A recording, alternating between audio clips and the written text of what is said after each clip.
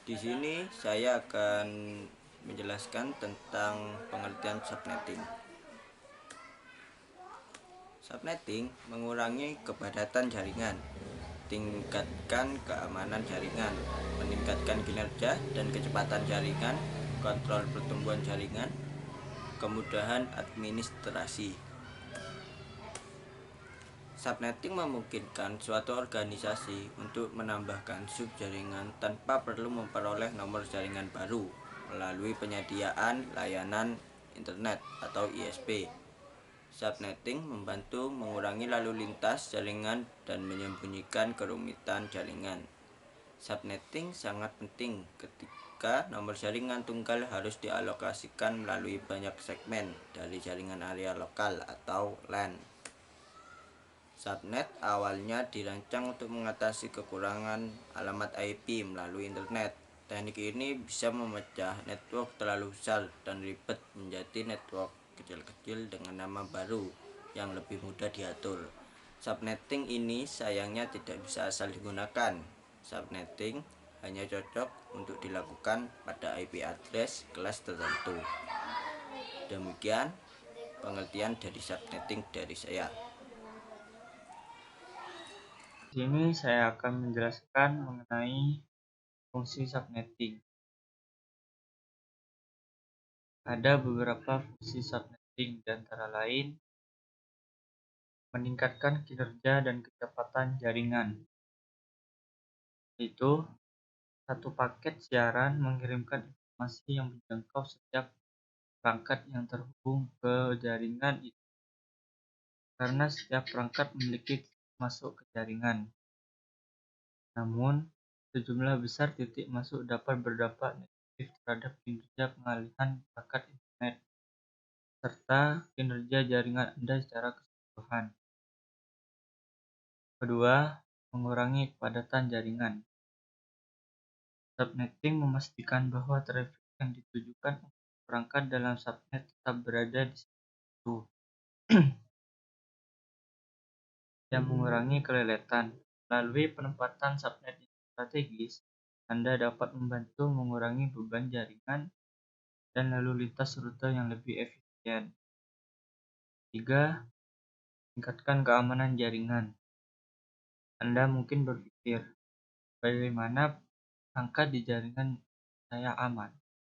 Dengan memisahkan jaringan Anda menjadi subnet, Anda dapat mengontrol aliran lalu lintas menggunakan DL, QoS, atau peta rute. Memungkinkan Anda untuk mengidentifikasi ancaman, tutup dari masuk, dan targetkan tangkapan Anda lebih mudah. 4. Kontrol pertumbuhan jaringan.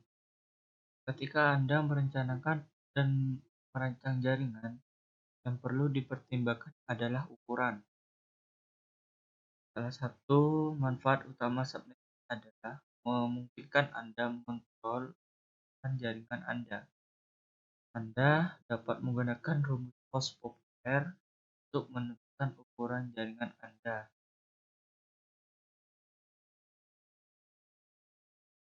5. Kemudahan administrasi. Apakah Anda seorang admin jaringan? Jika iya, maka subnetting adalah hal yang tidak perlu dikhawatirkan, karena dapat membuat pekerjaan Anda jauh lebih mudah. Dengan subnetting, Anda dapat membuat jaringan yang memiliki batas host yang lebih logis, yang bertentangan dengan batasan kelas penyelamatan IP. Dengan bit untuk kelas A, 16 bit untuk kelas B, dan 24 bit kelas C. Pikiran tentang ini, jika internet hanya terbatas pada ketiga kelas itu, tiap jaringan hanya memiliki 254 dan setiap jaringan hanya memiliki 254.064.000 atau 16 juta alamat IP untuk perangkat host. Dengan tidak adanya subnet, jaringan dengan lebih dari 254 perangkat memerlukan alokasi kelas B. dan dapat membuang ribuan alamat IP. Dengan subnetting, Anda dapat memilih jumlah bit di jaringan Anda, membuat batas host yang lebih realistis. Di sini ditampilkan untuk ilustrasi mengenai fungsi subnetting. Kurang lebihnya saya mohon maaf. Terima kasih. Selanjutnya adalah tujuan subnetting. Untuk mengefisienkan pengalamatan jaringan, misalnya untuk jaringan yang hanya mempunyai 10 host. Kalau kita ingin menggunakan kelas C saja, terdapat 254 dikurangi 10 sama dengan 244 alamat yang tidak terpakai. Yang kedua, dapat membagi satu kelas network atas jumlah subnetwork, dengan arti kata membagi suatu kelas jaringan menjadi bagian-bagian yang lebih kecil. 3.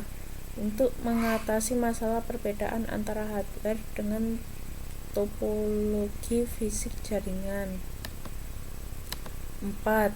Untuk membuat lebih efisien alokasi IP address dalam sebuah jaringan supaya bisa memaksimalkan penggunaan IP address.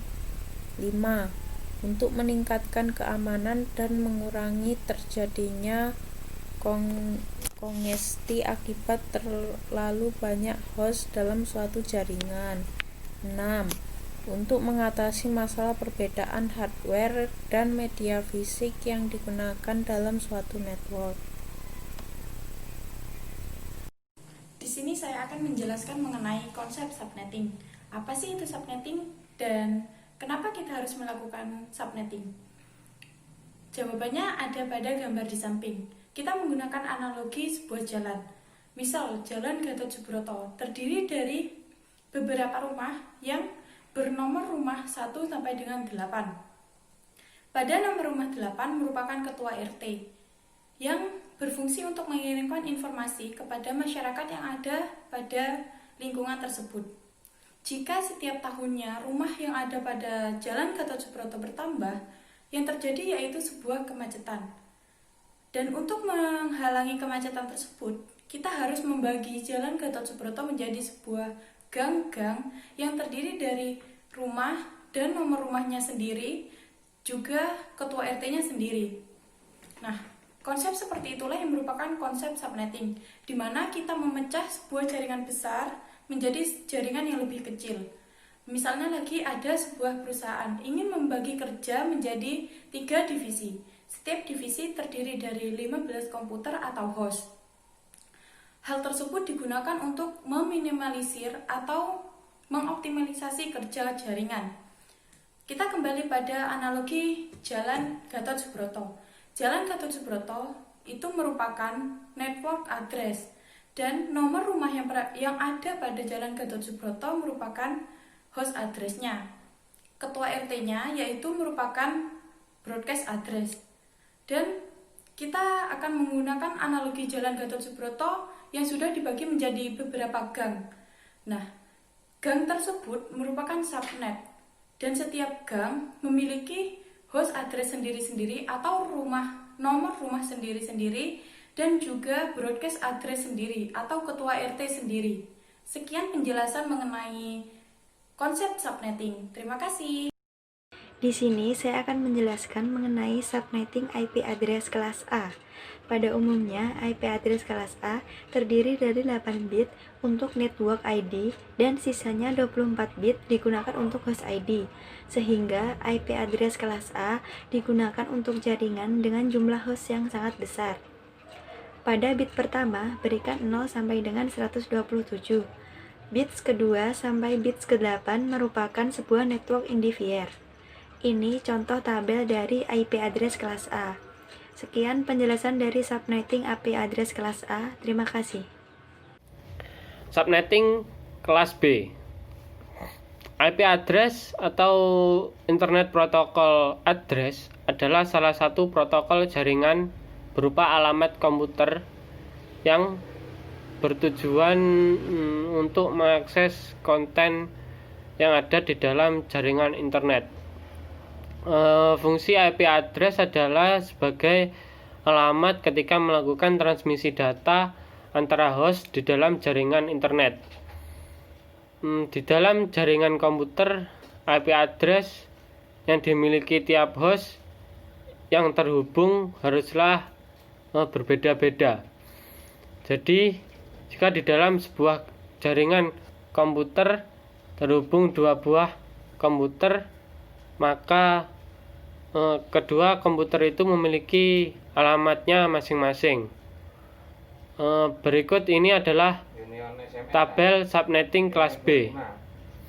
Di situ terdapat jumlah subnet atau segmen jaringan, dan juga ada jumlah subnet bit, subnet mask atau notasi desimal bertitik atau notasi panjang prefix, dan juga ada jumlah host tiap subnet.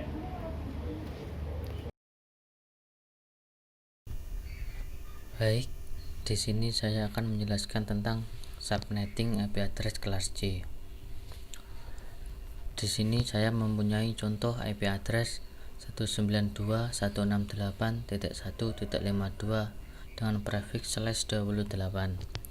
Pertama yang kita lakukan adalah mengubah /28 menjadi bilangan biner seperti gambar tersebut.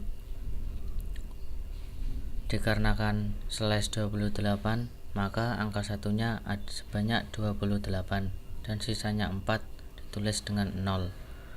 Untuk memudahkan menghitung subnet mask, maka diperlukan tabel berikut ini. Karena di dalam host ID tersebut angka satunya ada 4, maka di dalam tabel satunya ditulis 4. Jika /27, maka ditulis satunya sebanyak 3. Kemudian kita jumlahkan pada tabel tersebut. 128 tambah 64 ditambah 32 tambah 16 sama dengan 240. Jadi subnet mask IP tersebut adalah 255.255.255.240. Untuk lebih jelasnya, kita lihat tabel berikut ini. Sekian dari saya, terima kasih. Assalamualaikum warahmatullahi wabarakatuh. Saya Emanuel Namdi Bunyadi. Di sini saya akan menjelaskan tentang teknik subnetting. Di teknik subnetting itu yang pertama adalah time to life atau TTL. Ya, itu digunakan untuk menentukan jumlah host maksimum yang masih dapat dilalui oleh IP datagram. Dan ini berfungsi untuk mencegah adanya infinite loop karena kesalahan routing. Yang kedua adalah source address, adalah nomor alamat IP dari komputer yang mengirimkan datagram. Terus kemudian yang terakhir adalah destination address, yaitu nomor alamat IP dari komputer yang merupakan tujuan akhir datagram. Sekian penjelasan dari saya. Terima kasih. Assalamualaikum warahmatullahi wabarakatuh. Perkenalkan, nama saya Deni Catur Kusumawati dengan NIM E41201756. Di sini saya akan menjelaskan materi mengenai subnet mask. Nah, subnet mask sendiri digunakan untuk membaca bagaimana kita membagi jalan atau gang atau membagi network dan hostnya. Di sini kita akan mengetahui address mana saja yang berfungsi sebagai subnet, mana yang host, dan mana yang broadcast. Nah, subnet mask diperlukan oleh TCP atau IP untuk menentukan apakah suatu jaringan yang dimaksud adalah termasuk jaringan lokal ataupun global. Untuk jaringan global adalah jaringan yang berbayar atau provider, dan untuk jaringan lokal adalah jaringan yang tidak termasuk dalam jaringan global. Nah, sebuah subnet mask tidak mewakili sebuah device atau network di internet. Subnet mask digunakan untuk menandakan bagian dari IP address yang digunakan untuk menentukan network ID.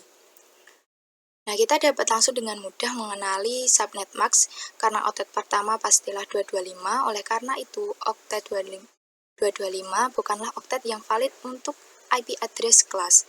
subnet max digunakan ketika paket dikirim atau ketika kita akan mengirim sebuah paket. Si pengirim akan memeriksa terlebih dahulu alamat IP tujuan paket dan bagian mana subnet max-nya. Nah, untuk subnet max ini dibutuhkan untuk mengetahui alamat tersebut termasuk ke dalam subnet max mana atau subnet yang mana, seperti itu. Nah, untuk selanjutnya pembagian kelas IP itu berdasarkan dua hal, yaitu network ID dan host ID. Untuk network ID adalah sebuah bagian dari IP address untuk menunjuk atau menunjukkan jaringan mana. Untuk host ID adalah bagian dari IP address yang digunakan untuk menunjukkan workstation, server, router, dan semua host yang ada dalam TCP atau IP lainnya dalam sebuah jaringan. Dalam tabel berikut terdapat IP kelas A, B, C, D, dan E. Nah, yang umumnya digunakan adalah IP address kelas A hingga kelas C. Untuk itu, IP address kelas A ini memiliki network ID pada bit pertama dan host ID pada bit kedua, ketiga, dan keempat. Untuk IP address kelas B memiliki host ID pada bit kedua, ketiga, dan keempat, dan network ID pada bit pertama dan kedua. Untuk IP address kelas C memiliki network ID pada byte pertama, kedua, dan ketiga, dan untuk host ID-nya pada byte keempat. Untuk IP address kelas D dan E ini jarang digunakan. Untuk itu, kelas D dan E ini memiliki multi-class address dan juga kelas E-nya itu reserved. Nah, angka maksimal untuk menentukan network ID adalah 30 bit. Karena kita harus menyisakan setidaknya 2 bit untuk menjadi host ID. Nah, apabila kita menggunakan 31 bit untuk network ID dan menyisakan hanya 1 bit untuk host ID, 1 bit host ID tersebut akan digunakan sebagai broadcast address. Dan host ID 0 adalah network itu sendiri. Oleh karena itu, tidak akan ada ruang untuk host ID yang sebenarnya. Dan angka maksimum network ID adalah 30 bit. Sekian presentasi saya untuk subnet max. Kurang lebihnya mohon maaf. Wassalamualaikum warahmatullahi wabarakatuh.